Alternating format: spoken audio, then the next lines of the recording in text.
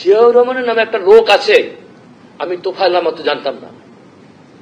আমরা যখন 1969 গণ অভ্যুত্থান করি তখন জিয়াউর রহমানের নামও ছিল না। এবং বঙ্গবন্ধু যখন 26শে মার্চ স্বাধীনতা ঘোষণা করেন তখন জিয়াউর রহমানের কোন মানুষ আছে আমরা জানতাম না।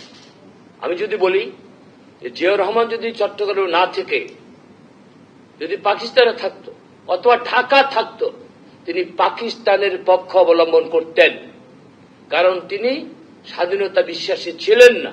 তার বড় প্রমাণ, সংবিধানকে তিনি তছনছ করেছেন রাষ্ট্রীয় ক্ষমতা দখল করে, 4টি মূলনীতিকে তছনছ করেছেন।